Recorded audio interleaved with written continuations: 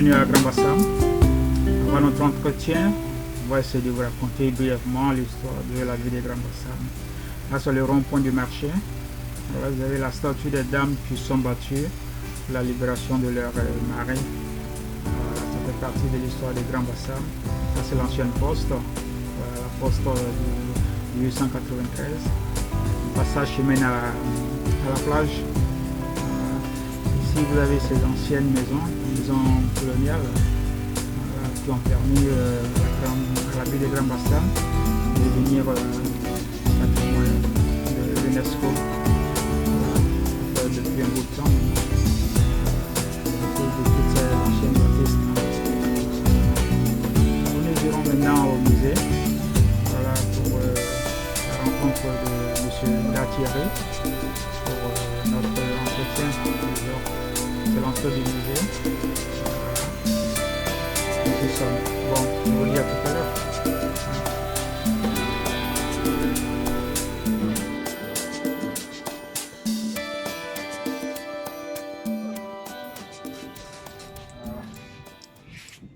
Monsieur, nous sommes à Grand Bassam, au musée du costume national de Grand Bassam. C'est bien ça, non? Musée du costume national de Grand Bassam. Voilà. Musée national du costume. C'est le plus ancien, c'est. Bon, ça a été créé en 1981. C'est celui-ci, vous voyez, Ah, 81? 81. Ok, je voudrais vous présenter M. Nda, M. Kwame Gattieri, qui est le responsable de la cellule recherche, assistant conservateur du musée. Voilà. Et voilà, il a un doctorat en histoire du patrimoine. Alors aujourd'hui, nous sommes là pour parler de la résistance. Tu vois. En fait, c'est l'histoire de Bassam que nous voulons écrire à notre manière. Voilà, nous ne voulons pas que tout le temps ce soit écrit par les autres.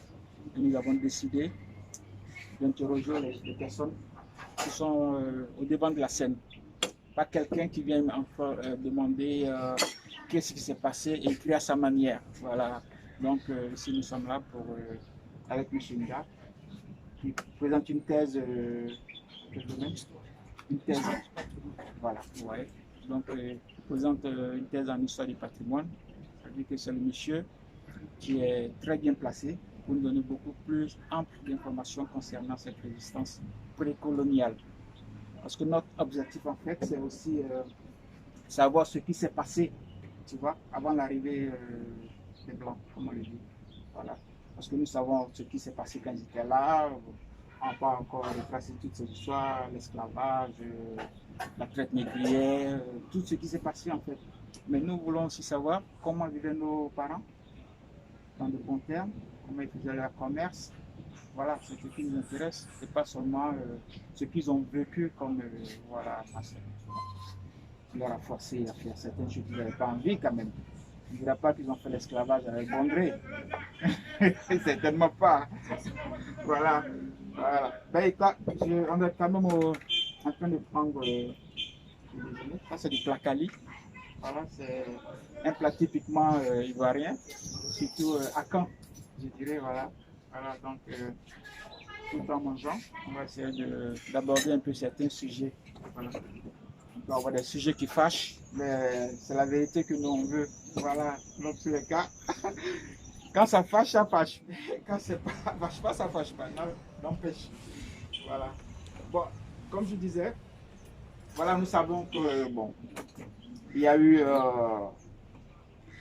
la colonisation, on a été assujettis, les gens nous traitent de n'importe quoi.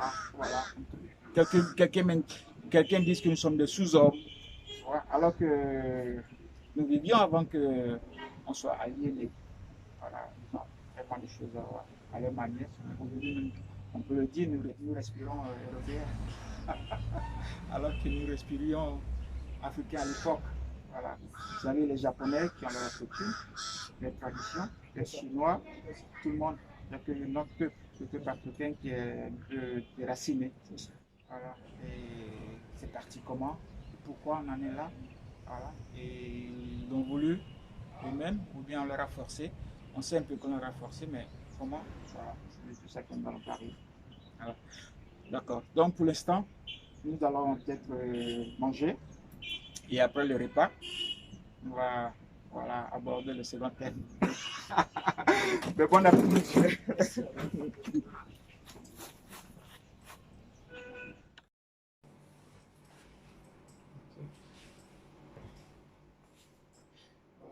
Monsieur Nda, voilà, nous nous retrouvons encore. Après avoir bien mangé. Moi, je suis bien rassasié là. Je me suis rempli de compagnie. Bon, écoutez, on va essayer de voir ce qui nous intéresse. Donc, vous me permettrez de vous demander encore de vous présenter. Pour ce qui est monsieur. Vous êtes le monsieur? Mon nom c'est Famille Latieri, Merci. assistant conservateur de musée. Vous parlez plus fort. Assistant conservateur de musée au Musée national du costume de Grand Bassam. Ok. Responsable de la cellule recherche. Assistant conservateur de musée. Doctorat en histoire du patrimoine. Voilà. Moi, je ne me suis pas trompé, là, je suis tombé sur la vraie personne. Avec du patrimoine. Et vous avez dit que vous préparez une thèse. Je prépare une thèse en histoire du patrimoine. Mon thème est intitulé Architecture coloniale en Côte d'Ivoire, c'est-à-dire architecture de l'époque coloniale en Côte d'Ivoire, et c'est sur le patrimoine des Grands Bassam, de Djerville et Abidjan. Dans ce travail, ça consistait à montrer ce que le patrimoine. Le patrimoine, ce sont les éléments qui rentrent en ligne dans le patrimoine. Donc, après cette définition, montrer aux Ivoiriens que ce patrimoine que nous parlons, que ce soit ce que les Européens nous ont envoyé. Ok. On dit les Européens nous ont envoyé, mais ce n'est pas en fait le bâtiment qui nous ont envoyé comme ça, mais nous ont envoyé les matériels, sinon la forme. On construit, les Africains construisaient ça avant. Mais en ce cas-là, comme vous dites, nous envoyer. C'est-à-dire le matériel, c'est-à-dire le ciment. Ah, ok, le ciment, ok. le ciment qui nous ont envoyé.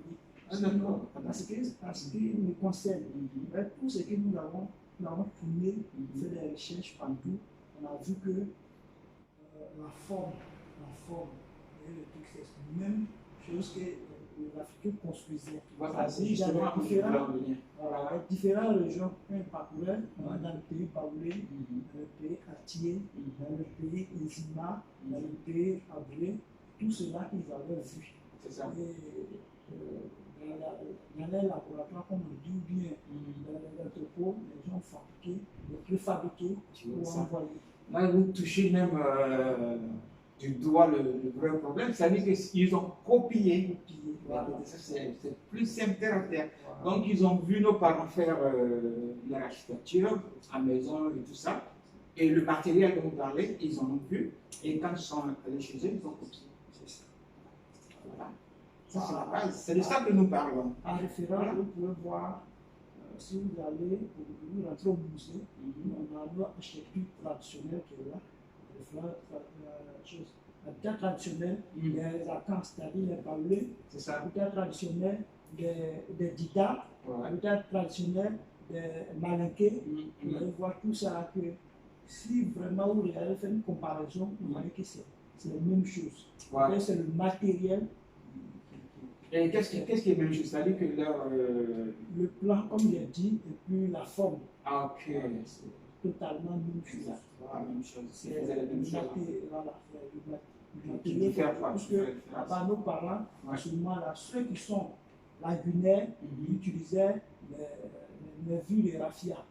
Les feuilles de raffia pour construire les maisons.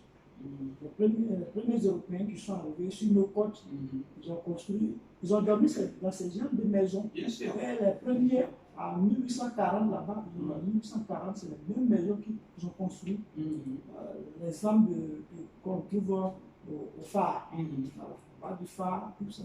Ici à Bassam, le fort avait construit ce qu'on appelle le fort pour se défendre. Et puis les premiers comptoirs, on retrouve dedans. D'accord. Quelque part, c'est un peu mon travail. Comme je suis conservateur, je voulais montrer aux Ivoiriens que les bâtiments qui sont sur le site et qu'on visite, les Européens viennent visiter.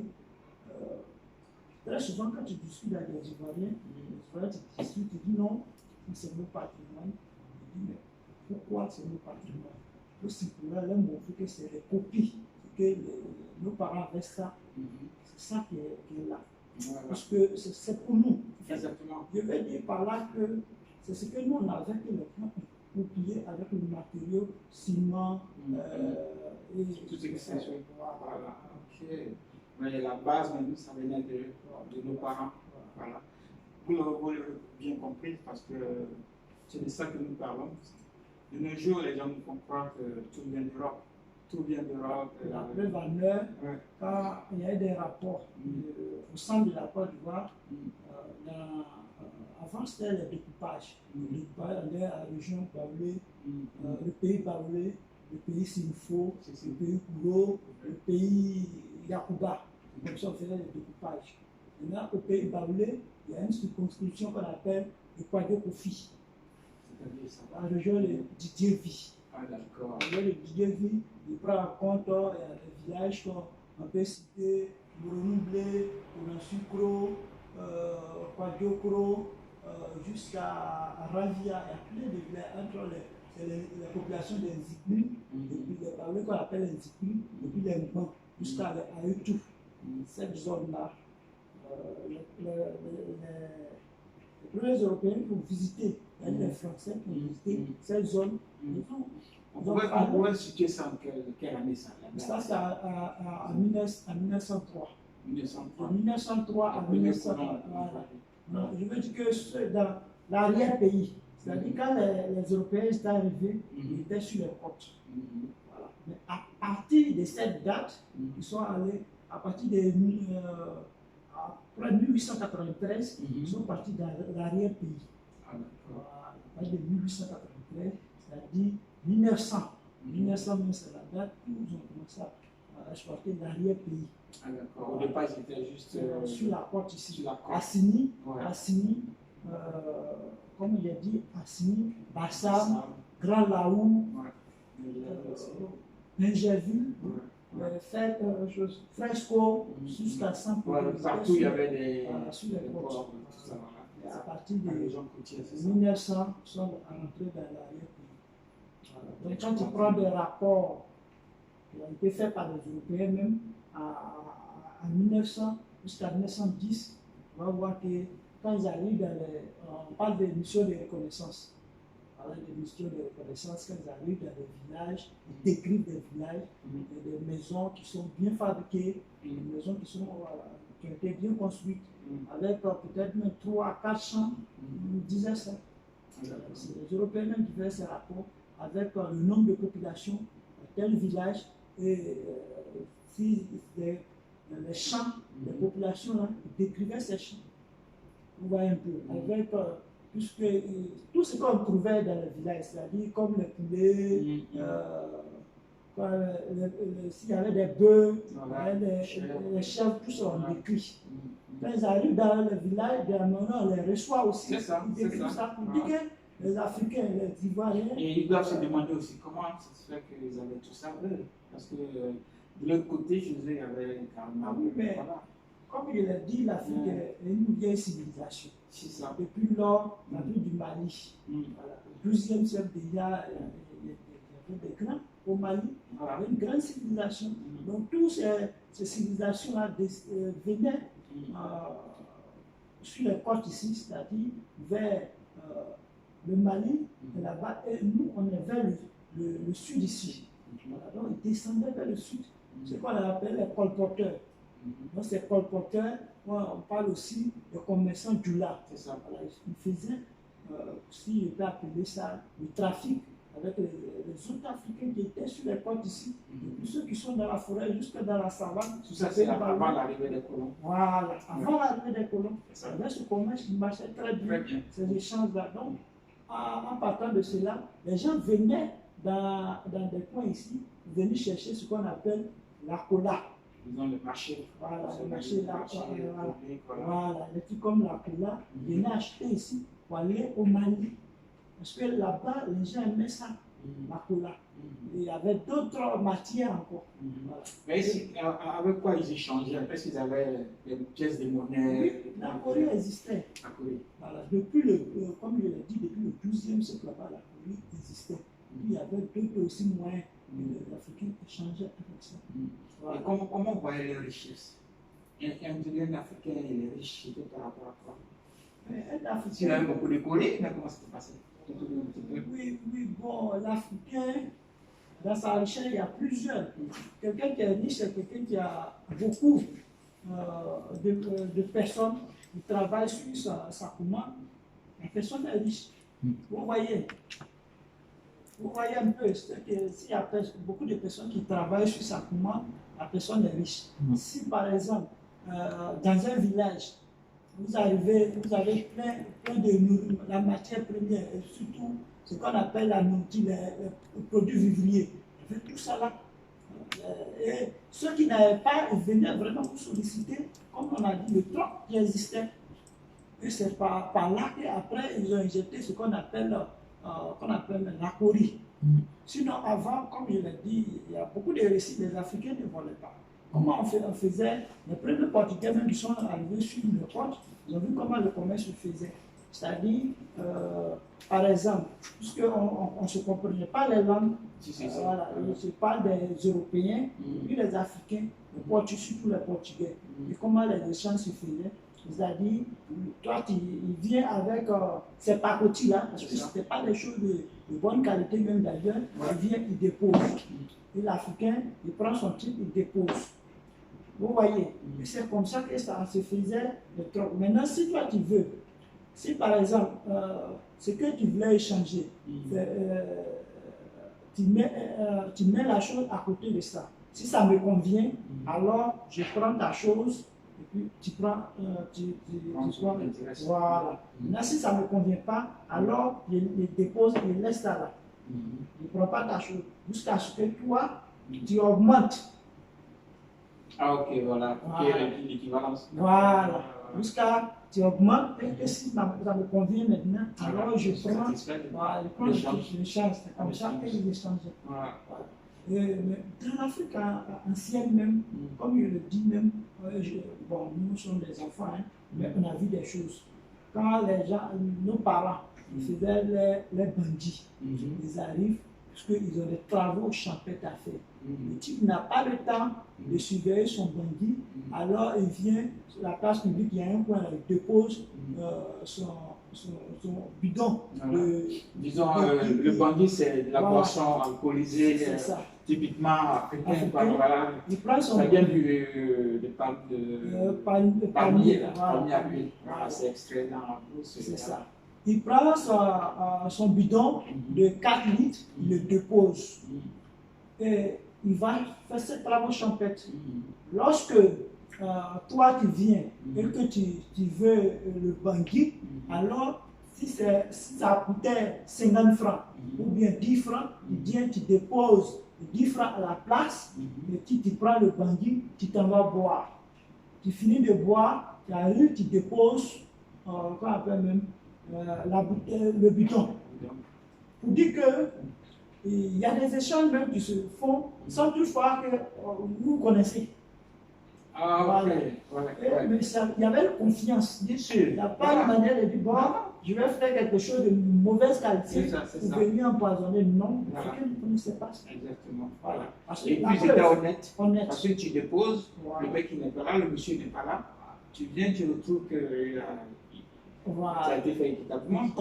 Voilà, c'est ça. Voilà un peu sur les rapports qu'on avait reçus de Kofi dans ces zones. Voilà.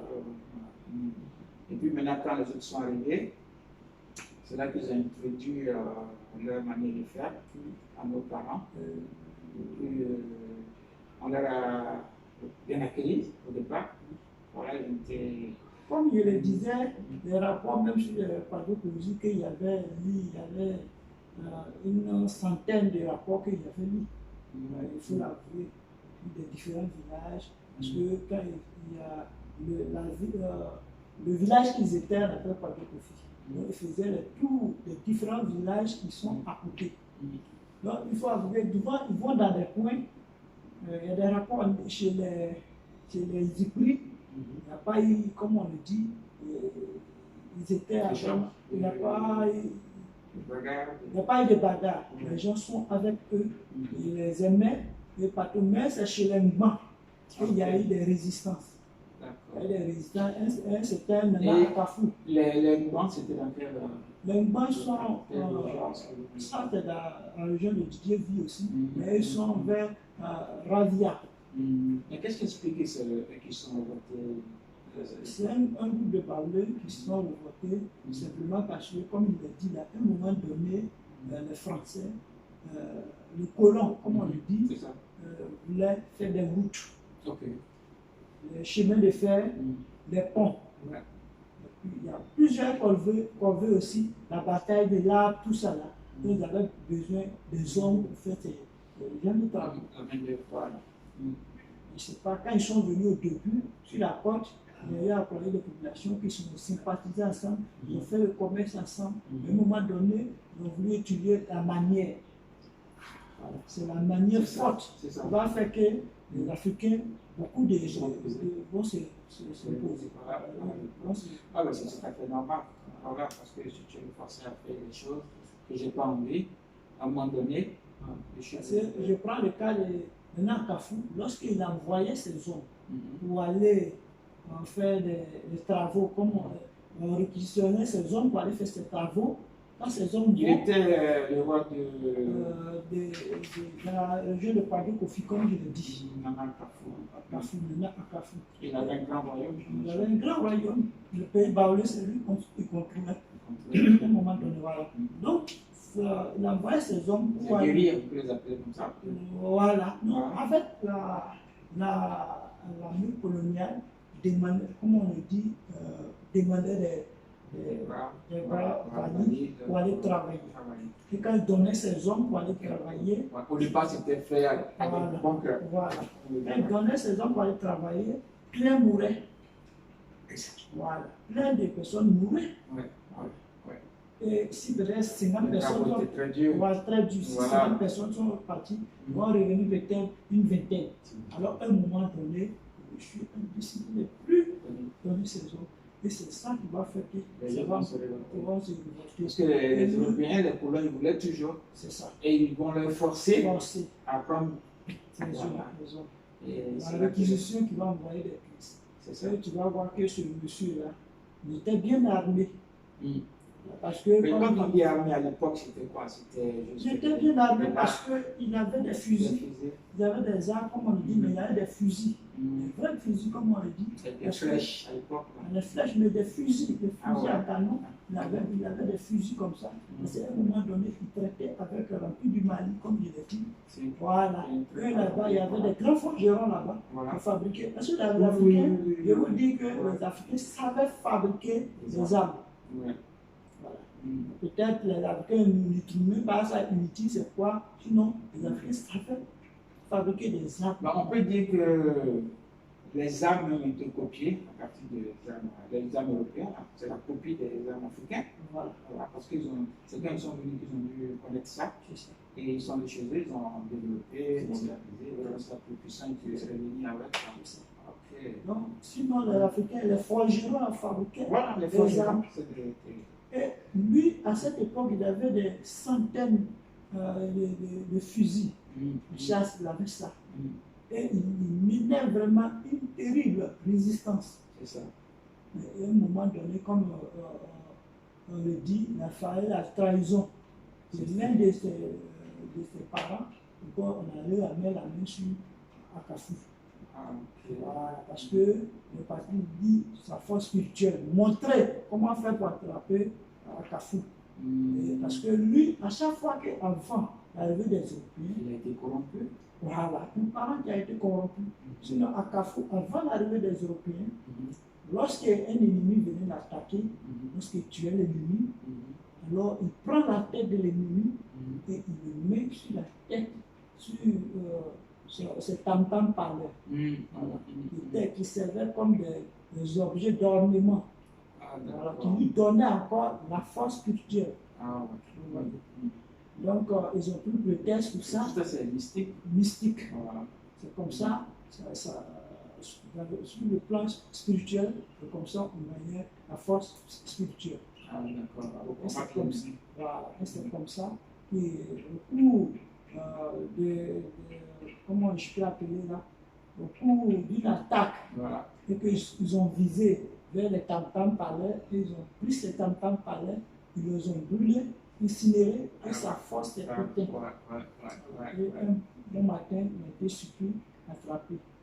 Ils ont voulu même le déporter, mais lui s'est donné la mort en prison, à Dembokoro, en 1903. Ah ouais.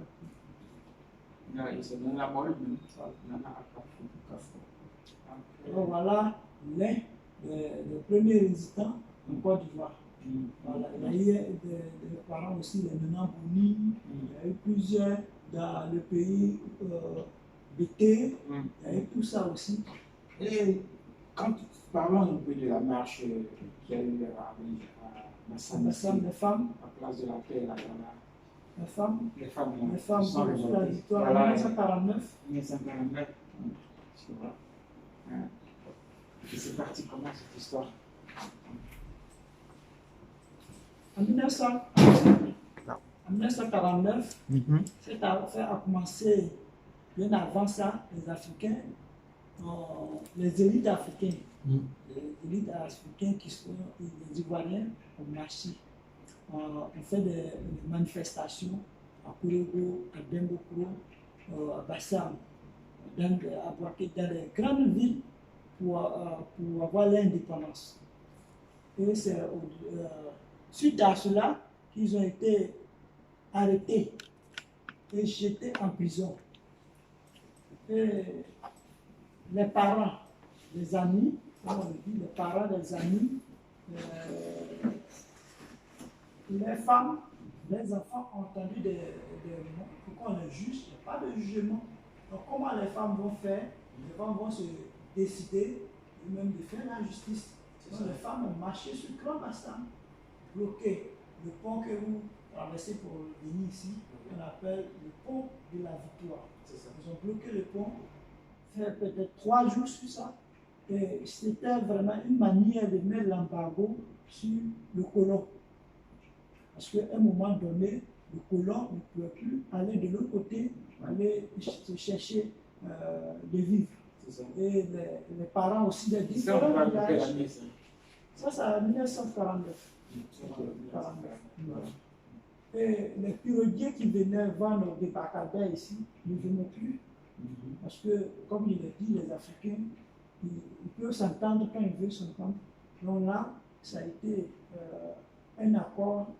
Tout le monde n'est plus venu vendre pour des bacadères. Donc les gens ne venaient plus. Donc il y avait la crisis alimentaire, si on peut le dire. Attendre des mois pour que le bateau vienne de France, c'était un problème. Voilà, donc ils étaient obligés de libérer les prisonniers politiques et les femmes. Ils n'avaient pas le choix. Voilà. Ils ont même essayé de verser de l'eau sur les femmes, asperger d'eau pour que les femmes puissent quitter le pont. Mais ça n'a pas marché. C'était nombreuses. Donc ça fait que les femmes ont eu la victoire. Et ça a duré combien de temps ça? 3 jours comme ça. Okay. 3 jours étaient beaucoup. Aujourd'hui, on dit du sitting. Voilà. Ils ont fait un sitting sur le pont. Voilà. Donc, les femmes ont eu la victoire sur le colon. Et le pont a été baptisé Pont de la Victoire. Si vous allez au centre-ville, il y a un monument qui est là, où il y a 3 femmes dessus. On nom l'aime bien comme ça. Si. Il y avait comme Anne-Marie Corée, Anne-Marie Corée, c'était une encore, Anne-Marie Raji, bon, des femmes comme ça. C'était devant la scène. Voilà, parce qu'on en a entendu là. Ça a marqué vraiment la vie de grands Bassam. C'est ça. Et si on parlait maintenant disons, des grandes résistances, parce que bon, c'est vrai qu'on en a parlé un peu. Et puis, moi, ce que je dis, c'est que les gens n'ont pas accepté quand même que les parents... On peut parler de Samori Touré. C'est Samori Touré. Samori Touré encore. Exactement. Voilà. Mais Samori Touré, comme je l'ai dit, dans le Fouta Dianon, Fouta Toro, Fouta Dianon, ça servait la Guinée.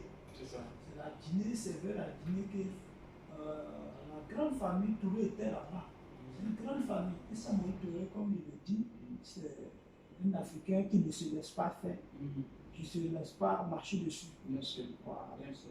Mais lui, il avait dans son âme aussi qu'on appelait l'islam. C'est ça. Partout où il partait, il enseignait l'islam et souvent aussi, il forçait les gens à jouer dans son sinon, donc c'était un grand résistant aussi. Il a résisté aux Européens, il a résisté aux Blancs. Il y a eu même la rencontre de Samori Touré et puis Benger, le premier gouverneur. Avant qu'il soit gouverneur, il était capitaine. Il y a eu la rencontre à Scasso. Scasso, qui est une ville entre. C'était pour une négociation. Ah, d'accord. Qu'il arrête d'islamiser, voilà, tout ça. Mais il y a eu ce cas. Parce que, là, comme je l'ai dit, à cette époque, la France est contre l'islam. Ils voulaient imposer leur catholicisme. Voilà, à un moment donné, à partir de 1895, ils ont fait venir les missionnaires de Lyon, qui sont arrivés à Bassam et ils ont commencé à aller dans les terres les autres, comme Dembokro, comme Boaké, ils ont commencé à installer un peu partout, Korogo, prêcher un peu. Chercher les fidèles. Et il paraît que voilà, Samori Touré est mort ici. Samori Touré a été arrêté à Guénemou. Guénemou, c'est une petite ville, c'est un petit village qui est à côté de Mans. Et il a été déporté au Gabon. Et il est décédé au Gabon en 1900. Voilà. Et à partir de 1968, en 1968, ils ont envoyé son corps en Guinée. Parce qu'il est d'origine guinéenne. Voilà. Par exemple, la Côte d'Ivoire a eu l'indépendance en 1960. La Guinée, c'est en 1958. Le premier président de la Guinée était Sékou Touré. Sékou Touré qui était le premier président de la Guinée. Après l'indépendance. Voilà, après l'indépendance en 1958, ils ont eu l'indépendance en 1958. C'est lui qui était le premier président de la Guinée. Et ce premier président est l'un des petits-fils de Samori Touré. Voilà, donc, Samori Touré qui a été enterré au Gabon, a été déterré, il a dit exhumé, et ils ont envoyé ses os pour l'enterrer en Guinée. À partir de 1968, comme je l'ai dit, c'est Samori Touré. Comment ça se fait que c'est Guénemou qui s'est retiré, comment il s'est retrouvé là-bas pour être capturé? Comme je l'ai dit, lui, partout où il passe, il prêche sur l'islam. C'est ça. Donc, c'est un grand concurrent. C'est ça. Tous les chefs guerriers qui étaient dans la zone. En fait, je ne peux pas, mais je veux dire, même à cette époque, il n'y avait pas de frontières. Parce que lui, l'Afrique était carrément un grand territoire là. Oui. Où il y avait des barrières. La frontière elle-même, sur le plan géographique, a été dessinée en 1884-1885 par là. Vous voyez, 1884-1885, la conférence de Berlin, ça, ils ont dessiné la frontière. Mais pour les Africains, cette frontière, moi, je ne pense pas qu'elle existe. Parce que c'est leur territoire. Ils sont dessus, on peut aller où ils veulent. Vous Disons voyez, que Samori Touré, même qu'il soit à Guélémou, il se croirait. voilà. Voilà, partout où puisque la preuve en est, Mm. l'accord qui a été signé Mm. entre Benjer et je crois Benjer et Samori Touré en 1887, avant que seulement Benjer n'était pas encore premier gouverneur, il était capitaine. C'est ça. Voilà. C'est à Bamako, Bamako, c'est voilà, on appelle Sikasso. Sikasso qui est une ville du Mali, c'est là-bas ils ont signé l'accord. Donc voilà, tout cela, on peut dire que tantôt elle est au Mali, tantôt elle est au Burkina. Ben, lui, il est chez lui, il est en Afrique, Afrique. partout, voilà, parce qu'il avait ses hommes un peu partout. Voilà. Voilà, c'est quand les gens sont venus se partager, comment dire, la part du gâteau. Voilà, ils ont commencé à faire des divisions, donner des noms comme ils voulaient entre eux. Chacun a pris une petite part, et puis c'est bon, ça part du gâteau. Ah ouais. Ah ouais. C'est super. Il y a eu beaucoup de choses, c'est que nos parents qui ont souffert de l'esclavage, qui ont souffert de la traite négrière, tu vois, on les a apportés, on les a pris de là maintenant, le centre qu'on fait, le centre qui est du côté de Sassandra, là, tout ça. Voilà, donc les gens passaient par là aussi. Il y en a même un centre comme ça à Bioré aussi. Oui, oui. À Sassandra, moi, je me souviens un peu, Non, des choses comme ça. Je crois qu'on ne peut pas le c'est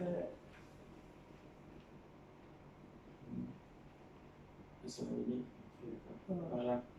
à Tiasalé, à Voilà. Kanganyazé. Kanganyazé, Tiasalé. Voilà. Mais il faut dire que l'époque, ça a mis du temps pour. Oui. Il y avait, en fait, il faut reconnaître que en Côte d'Ivoire, il y a ce problème. Très souvent aussi, il faut le ministère de la Culture, il faut quelqu'un aussi qui est vraiment dynamique, comme M. Banama a joué un peu son rôle. Pour sortir ça aussi. Pour sortir ce dossier. Voilà. Parce que c'est un peu tabou. C'est des projets que les gens veulent faire depuis longtemps. Voilà. Comme le procès, comme Aka, avec d'autres groupes qui ont travaillé sur cette question. Mais bon, il faut quelqu'un pour faire sortir ça. Voilà. Sinon, c'est un projet. Dans d'autres pays comme le Sénégal, tu vois, le Sénégal, devenu une place touristique. Au Bénin, surtout, voilà. Même au Cameroun aussi. Ils ont travaillé sur ce genre de questions. Voilà. Donc, parce que l'esclavage a eu un peu partout. Hein. Chacun a ses entrées, ses sorties. On parle de. Après le Lava, il y a une rivière là-bas. Après le Lava, il y a ça. C'est ça. On t'envoie maintenant. On apporte des non-retour. Non-retour. Et quand vous allez après le Lava, après ce bain-là, tu oublies tout ce que ton passé, c'est ce que tu as fait. Ah, d'accord. C'est rituel là. Voilà. C'est rituel là. Voilà. C'est pas si c'est. Non, mais c'est spirituel. Voilà. Ça, c'est dans la tête. Voilà. Parce que tu veux renaître. Si tu veux renaître, tu vas renaître. Parce que si tu y penses, bon, je suis même nouveau. Parce que tous ceux qui viennent derrière, comment on appelle, les expatriés, les gens de la diaspora. Voilà. C'est eux qui en ont forcément besoin. C'est eux qui ont été. Voilà, leurs parents, leurs grands-parents, c'est un peu déportés de leur côté. Sinon, au niveau de l'esclavage en Afrique, il faut dire que les Arabes, c'est la poussée des Arabes là, qui a fait qu'il y a eu des choses comme l'esclavage. C'est eux qui ont envoyé ça en Afrique. Voilà. Et ils ont été accompagnés par les Européens. Si, c'est l'islam qui a envoyé. Voilà. Commencer par l'islam, surtout quand on parle de l'ancien Mali, on parle de l'Égypte ancienne. Tu vois, parce que là-bas c'était un pays islamique. Et c'est tous ces gens qui ont. Que les Européens, les Roumains, ils en ont vu, et puis après ils ont commencé aussi à exploiter de la même manière. Voilà. Parce que quand les gens sont arrivés sur la porte au départ, ils venaient chercher le bien-être. Ils sont arrivés, ils ont vu qu'il y avait tout ici, c'était vert. Hein? Tout à manger, alors que chez eux là-bas, il y avait même disant la peste. Hein? c'est des barbares, il faut le dire. C'est différent d'eux, il y avait des guerres, il y avait tout ça, donc c'était un sauf qui peut à l'époque. Mais ce qui va venir intensifier l'esclavage, c'est comment la recherche de la matière première. C'est ça, voilà. C'est ça qui va venir intensifier Voilà. les Européens, qui vont venir intensifier l'esclavage. Voilà, parce C'est qu'ils à un vont moment donné, tout ça. on découvre l'Amérique, Voilà. il fallait faire des grands champs, les grands champs comme le champ de canne à sucre, le champ Pour rivaliser de café, les voilà, Américains. pour envoyer. C'est un grand champ là, on produisait du café, du cacao, surtout la canne à sucre aux États-Unis, on va en Europe. Voilà. Voilà. On alimenter les usines de l'autre côté. Ouais, Donc, c'est ouais. les Européens qui vont venir vraiment intensifier ce. Voilà. Parce qu'ils sont venus en fait à la source, mais ils ont vu qu'il y avait tout ici. Et au départ, ils coopéraient, les gens leur donnaient un petit peu. Ils se sont dit, mais il ne faut pas prendre, il ne faut pas tout prendre. C'est eux qui envoyaient les opérations. Entre les Africains, si on veut parler de l'esclavage en Afrique noire, comment les gens. Voilà, en parlant de ça, on va essayer de L'Afrique faire. noire, Voilà. si on veut parler de l'esclavage entre les Africains, La différence entre l'esclavage, parce que voilà. généralement les gens disent que vous parlez qu'on vous a mis en esclavage et tout ça, mais il y avait des esclaves chez vous à l'époque avant qu'on arrive. Oui, l'esclave en Afrique, comment ça se concevait? Par exemple, quelqu'un qui est dans un village qui est très récalcitrant, on le prend là, et puis on l'envoie à un autre village. C'est-à-dire qu'on le prend, on le traverse. Une fois qu'il est attaché, il arrive dans un village, on le fait traverser dans le village. Le chef d'un village, n'importe quoi, il dit à quoi, il a fait quoi. Lorsque le chef, lui qui envoie l'esclave, va expliquer ce que l'esclave a fait. S'il y a de l'argent à payer pour ses dettes, alors le monsieur paye. Et puis il dit, bon, je vais le garder pour l'essayer aussi de voir. Ah d'accord. Mais quel était le sort de l'esclave? Qu'est-ce qu'il subissait? C'est pas la même torture que nos esclaves ont subi là. Parce que quelqu'un. Il sait qu'il doit, voilà, il doit faire des travaux. Dans les comme il a dit, c'est bien dit, on le prend et il est chez toi, il fait tes activités. C'est une manière. Et au champ pour toi, il t'aide en fait. Voilà, il t'aide. Voilà. Mais c'était pas de maltraitance, pas une torture. Voilà. Tu l'obligeais pas avec des fouets. Il n'y a pas de fouet. Il n'y a pas de fouet de tel, là, surtout des femmes. Des femmes même qu'on apprenait, et puis après on est marié. Voilà. De bon gré, c'est pas que c'est un mariage forcé. C'est pas des mariages forcés. Voilà. On les prenait, et vraiment si elle est belle, on apprenait, surtout moi je me rappelle, mon papa me parlait aussi, les femmes qu'on apprenait dans le pays, Cartiola, les Cartiola, là-bas, vous voyez les gens en voiture. Et souvent, il y a ces familles-là aujourd'hui, comme si vous allez dans les villages baoulés, vous allez trouver les Tabana, les villages baoulés. Bien sûr. Voilà. Parce que je sais que. Ils sont partie intégrale de nos familles. Voilà. Il y a des régions où les gens s'y plaisent, quoi. Voilà. C'est, ça c'est mon esclave. Voilà. Puis, tu vois, en de bons termes. Oui, parce que tu vas dire que si vous allez dans les villages aujourd'hui, vous allez trouver encore des familles. Ils sont Ils acceptent. Voilà. Et puis ils sont là. Voilà. Même après, même si on parle de libération d'aller, ils sont plus. Voilà, ils préfèrent rester parce que c'est là ils sont. Vraiment, on peut dire que même la cour, même c'est tout. Voilà. Parce qu'on estime ils héritent déjà de ça. Voilà. C'est ça, parce que en fait, c'est l'étiquette, quoi, en fait. C'est pas, disons que c'est pas la même définition. C'est ça. Un esclave de cette époque et de nos jours, c'est pas la même. Voilà. Parce que eux, bon, ils ont vraiment abusé, quoi. Parce que pour eux, l'esclave, aujourd'hui, quand on dit que tu es esclave de quelqu'un, c'est qu'il a tous les droits sur toi. Tous les droits jusqu'à te vendre même pour de l'argent, je dis, tu vois. Parce qu'on a vu à l'époque comment ça se faisait. Chez nous, en Afrique, comme je l'ai bien expliqué, c'est les gens qui sont les récalcitrants là. On les prend pour aller donner ça à d'autres. Puisque c'est un peu, on peut dire que c'est un peu un prisonnier.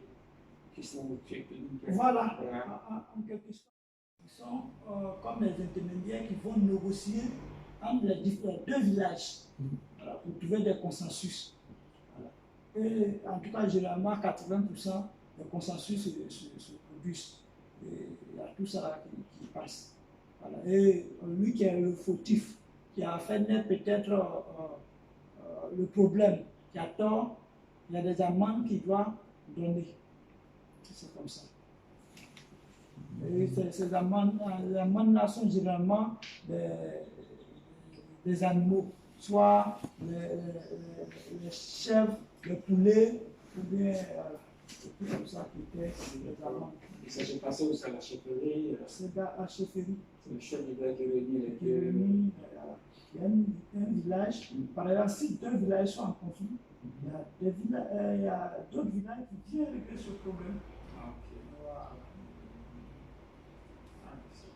Disons qu'à l'époque, il y avait tout en fait. Tout était organisé. Tout était organisé. La démocratie, comme on le dit, il y a la démocratie africaine qui existait. C'est ça. Voilà. La démocratie africaine, tu veux que, par exemple, deux personnes, ils sont en palabre, tu les sépares, tu entends les deux versions, à tort comme à raison, tu demandes pardon à ces deux camps d'abord. C'est ça. Par exemple, ça veut dire que quand deux personnes sont en conflit, la plupart, lui même qui dit il a tort, il y a une version qui est soutient. C'est quoi? Il fait le palabre. Donc toi, le médiateur, tu dois souffrir. Souffrir, c'est quoi? Accepter de demander pardon à ces deux camps, calmer-les d'abord. C'est comme ça. Voilà. Et puis, à chaud, on ne règle pas les problèmes. Tu demandes pardon à ces deux camps, et puis après, tu essaies de négocier. Voilà. Sinon, si tu veux te mettre à demander, oui, il y a été tant, il y a encore la sanction. Voilà. Donc, les Africains, c'est comme ça, ils règlent les problèmes. Voilà. Demander pardon à ces deux adversaires, chacun se retire, l'autre se retire. Après, tu vas prendre la version de chacun. Voilà. Séparément, quoi. Voilà, séparément. Voilà. S'il y a lieu même à les mettre ensemble, mais là, c'est un temps. Voilà. Sinon, sur le choc, on ne peut pas les mettre ensemble. C'est trop chaud là. Voilà, c'est encore trop chaud. Il va se taper dessus, c'est trop. Ah ouais. Ouais, parce que tout se faisait sous la Bapalab, comme ça, ou sous le Baobab. Comme l'a dit, la Bapalab, c'était le lieu, on dit toujours la Bapalab. Mais ce n'est pas là où on fait Palab, mais c'est là où on règle Palab. Et sur cette table-là, chacun a son mot à dire. Voilà. Tout le monde est juge là-bas. Ça, c'est le problème. Dans la société, voilà, on sait bien qu'il y a des gens qui sont chargés à dire la justice. Vous voyez, dans un village, il y a des hommes qui sont chargés à dire la justice. C'est-à-dire, on peut prendre peut-être 5 personnes dans le village, des doyens qui sont chargés à dire la justice. Eux qui sont chargés de régler les conflits. Mais au-delà de ça, toute personne peut venir dire, s'il a un mot à dire, il peut venir dire. Pour de cette séance, laver les affronts. Parce qu'on ne laisse pas le mal dans le cœur se ronger. C'est-à-dire, si il y a une version que tu as, cette version, au cours de cette cérémonie, tu peux avancer cette version que moi, dans ma présence, c'est comme ça, c'est comme ça, c'est comme ça. Voilà. Et voilà. Et c'est comme ça que les gens vont prendre des parts de vérité et vont dire la justice. C'est comme ça. C'est une vraie démocratie. On dit là-bas, pas là. Là-bas, tout ce débat, il n'y a pas de sujet tabou là-bas. C'est ça. Voilà, du tout. Donc, disons que la démocratie même existait avant l'arrivée de... La démocratie, c'est ici que les Européens ont copié pour aller parler de démocratie. La démocratie existait ici. Voilà. Ce que je dis, la démocratie, c'est quoi? La démocratie, toi, tu vends tel objet, tu vas le déposer. Moi, je viens. Je connais la valeur, puisque je sais qu'ici, on vend le bandit est vendu à 100 francs. Alors, je dépose les 100 francs là, je prends le bandit, je mets bois, le soir, je prends le pot, je vais le déposer à sa place. c'est la démocratie. Moi, je pense que c'est si on veut appeler, c'est la droiture. La droiture qu'on appelle la démocratie. Voilà. Donc, il y avait tout ça, la manière de régler les problèmes, la manière de ne pas faire du tort à l'autre, voilà, de s'aimer. C'est tout ça qu'on appelle la démocratie. Aujourd'hui, nos politiciens transforment ça, c'est une autre chose. Ah, c'est ça c'est ça qui fait qu'on copie tout. On copie tout de là-bas, sans toutefois qu'on appelle même protéger nos mœurs. Aujourd'hui, les enfants de maintenant, on ne les éduque pas sur cette manière. Voilà, c'est ça qui n'est pas bien. Il faut mettre de l'ordre en disant à ces enfants que ça là c'est comme ça, ça c'est comme ça. En plus, ce n'est pas les hommes qui manquent, nos anciens sont là, tout le monde est là. Les gens, ils n'ont pas. Oui, moi, je me rappelle avant quand les vacances comme ça, tous les enfants à Abidjan sont renvoyés au village. Voilà. Ils sont dans le coin à Dépao, dans nos coins, dans nos Sobakro, dans nos Jako, dans nos Bokassou, dans les villages, dans les campements. Voilà. Aujourd'hui, que les vacances, tous les enfants même qui sont dans les zones là-bas, ils viennent à Abidjan. Et c'est d'Abidjan qu'on est là. Voilà. Donc vous voyez un peu, les tendances ont changé. Donc c'est un peu difficile pour les choses, pour l'Afrique. Si on veut évoluer, il faudrait qu'on revienne à nos mœurs. Voilà, c'est des valeurs que nos parents nous ont laissées. Voilà. Moi, je suis là, souvent je discute à elle, mais... Qu'est-ce que vous en pensez aujourd'hui là? Est-ce que vous voyez l'Afrique revenir forcer cette manière de faire? Ou le train de vie avance maintenant comme la flèche, hein? Tout change là. C'est pas facile de dire que pour revenir au mœurs et tout ça. Bon, il n'est jamais tard de bien faire. Voilà. Il n'est jamais tard de bien faire. On n'essaie jamais. Essayons. Voilà. Essayons. Parce que c'est ce que nous, les hommes, en disant essayons, ça veut dire que ce que nous sommes naturellement, nous n'avons pas apporté grand-chose. Voilà. On ne voit pas ce que tu veux. Parce que même les Européens qui viennent ici, je vous l'avoue, hein, peut-être c'est depuis qu'on a commencé l'interview, c'est ce que peut-être j'ai manqué à te dire. Sinon, les Européens qui viennent ici, la plupart, ils ont envie de vivre comme nous. Voilà. Parce que la vie africaine, c'est modèle. Voilà, c'est des modèles. Il faut reconnaître que c'est des modèles et les gens ont envie de vivre comme nous. Parce que nous, voilà, on respecte les mœurs, on respecte les aînés, comme on le dit. Et on n'a pas trop de sujets tabous. Voilà, on dit tout. Et chez nous ici, vraiment, tu n'es pas. Il n'y a pas de restreint. Tu n'es pas frustré, voilà, tu n'es pas. Voilà, parce que. Tu es dégagé. Ouais, voilà. Donc les gens ont envie de vivre. Tu n'es pas hypocrite aussi. Parce que. Un vrai Africain n'a pas d'hypocrisie. S'il a quelque chose à te dire, il te dit et puis il régler ça. Ou bien il dit ça au chef du village. Et puis on t'appelle, là-bas, là, c'est un problème. Voilà. Voilà un peu. Donc, on va essayer, je pense qu'on va élever. Ça, c'est le combat que nous, les hommes, nous, les professionnels d'action culturelle, on le met tous les jours. Voilà. On va, que ce soit dans les écoles, que ce soit à la maison, que ce soit nos petits camarades dans des quartiers. Alors, on essaie de les faire comprendre que c'est vraiment beau d'être devenu français ou bien pas, mais quand même, il faut avoir une source. On dit le tronc d'arbre dans l'eau il faut être africain parce que c'est pas, être africain n'est pas mauvais en soi. Être africain n'est pas mal vu. Au contraire, être africain. Il remarquez, par exemple, moi je prends mon exemple, moi ça fait bientôt 30 ans que je vis en Europe. Ouais. Donc si jamais je reviens encore, je suis en train de me ressourcer, là, et faire tout ça, c'est parce que il n'y a rien, il n'y a pas de dessus là-bas. Voilà, sinon je serais en train de évoluer sur ça. Mais on n'a pas accepté de faire ça. Et puis quand on va revenir et puis voir ce qu'on peut faire sur ça. Ici, il y a beaucoup de ressources.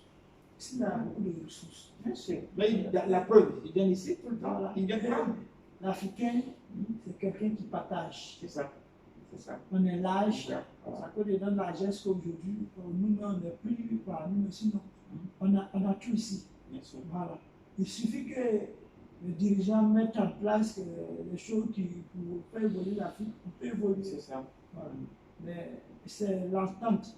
Puisque ceux-mêmes qui sont partis, comment le dit, ceux qui sont partis à l'école, qui sont censés à connaître le savoir et diriger les autres, c'est eux-mêmes qui sont des choses comme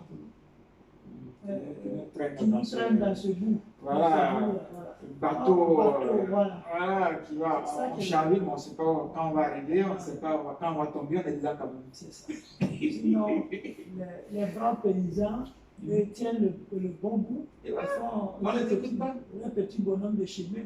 Ils sont tu vas au village, tu vas dans les campements, tu vois les villageois, ils ne sont pas malheureux. Du tout. Ils ne sont pas malheureux. Ils sont dans leur vie. Ils vivent heureux. C'est ça. Quel que soit, ils ont leur philosophie. Ils ont leur philosophie. Exactement. Vraiment, ils vivent bien. Ouais. Voilà. Moi, comme ça, quand j'ai le temps, je sors un peu, je vais dans le village. La nature. Voilà, je respire un peu. Je suis beaucoup à Boaké, je suis beaucoup à Oumé, à Saint-Pédro, Soubré, dans les zones où on voit un peu, quand tu discutes avec les gens. Ils ne sont pas malheureux. Mais non, ils ne sont pas malheureux. Parce que, comme on l'a dit là, la vraie vie ne se base pas sur le matériel seulement. Nous qui sommes en ville aujourd'hui, c'est sur le matériel que nous on voit. Ils sont heureux dans leur coin, c'est tout. Et tous ces mèches-là, ils ont encore quand la personne s'exprime, tu es heureux parce que tu sais qu'il y a de la matière en lui. Voilà. Même pour s'exprimer devant une grande personne, une autorité, il y a beaucoup de largesse dans ce qu'il dit et il s'exprime bien. C'est la plus vérité. Il ne cherche pas à t'attaquer, il ne cherche pas à te rien du tout. Il t'explique ce qu'il sait. C'est ça. Justement, c'est ça en fait le travail des gens. Parce qu'il faut toucher des gens qui sortent ce qu'ils ont dans leur truc, dans le poumon. Voilà, parce qu'il y a des choses à dire comme il faut. Il ne faut pas transformer pour faire du commerce. Parce qu'aujourd'hui, le monde, ce que je vois, là, tout est basé sur le commerce. C'est bien facile, tu vois. Quelqu'un va venir pour faire une histoire sur ce qui s'est passé, mais ce qui l'intéresse, c'est comment elle va le vendre. Et pour le vendre, il faudrait que tu fasses mieux que, voilà, comme l'autre veut. Voilà. Tu viens, moi je prends un exemple, c'est une chaîne européenne qui vient faire ça. Lui, déjà, son marché, c'est le marché européen. Lui, il vend les Européens. Quand quelqu'un, tu lui vends ton marché, que tu vas dire qu'il est mauvais, il ne va pas acheter. N'est-ce pas? Voilà, donc, écoutez, ça a été un très grand plaisir. Hein. Il n'y a pas de problème. On a pris du temps, mais c'est enrichissant. Je pense que. Toutefois, la porte est ouverte. Bien sûr, je pense qu'on va. La culture est là pour vous, elle est là pour partager. La connaissance, c'est ça, ce que vous connaissez. Nous, on n'est pas. À beau être chose, voilà. C'est comme dans notre tradition, les Akans dit toujours un vieux de 120 ans, lorsqu'il va parler de la terre, il dit que nous, enfants, on ne connaît pas toutes les histoires, mais comme ce qu'il y a vu, on me demande, je vais parler. C'est ça. Parce que chez eux, le problème foncier, la terre, c'est un problème difficile à résoudre. Voilà. C'est l'Afrique. C'est ça. Voilà. Donc, une personne de 120 ans même va toujours, avant de parler de ça, va te dire l'enfant. Voilà. L'enfant. Ce que les grands-parents l'ont dit, ça va se passer. C'est ça. Les gens ont toujours dit que l'Africain ne lit pas, il n'écrit pas. Mais l'Africain raconte. L'Africain raconte et ça se passe. C'est une génération. Et on met ça souvent en compte, comme on le dit. Tu vois, les gens font des réunions là, le mec qui raconte, j'essaie de faire pousser là. Quand tu vois la conclusion, tu dis ah, c'est comme ça. On partage en fait. Mais les gens pensent que l'Africain ne partage pas. Parce qu'il n'écrit pas, il ne laisse pas les traces. Mais en fait, il raconte quoi. À sa famille, à ses enfants, les enfants racontent aux gens. Puis ça reste comme ça dans la mémoire. Quand on dit un vieil entrepreneur, c'est une bibliothèque qui disparaît comme ça. Voilà. Faut toujours garder le. On est là pour vous. C'est gentil, il y a des petites questions. Il n'y a pas de problème, il n'y a pas de problème. On va compléter et puis bon, on va essayer de voir ce qui va se passer. De tous les cas, je vais vous coordonner et puis on va garder le contact. On va voir.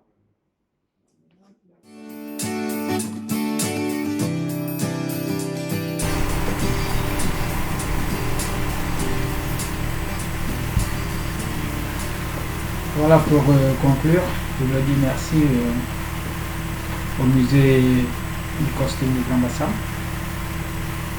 Merci au directeur, merci à tout le personnel, grâce à qui nous avons pu réaliser ce documentaire.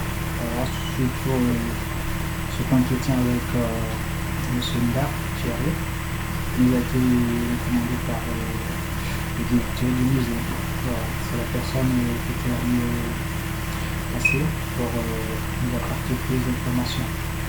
Alors, j'espère que ça vous a nourri un peu voilà, de l'esprit. Pour ceux qui ne savaient pas, bon voilà, vous avez appris quelque chose. Pour ceux qui le savaient, c'est juste un le contraire. Voilà. Voilà, nous étonnons, voilà.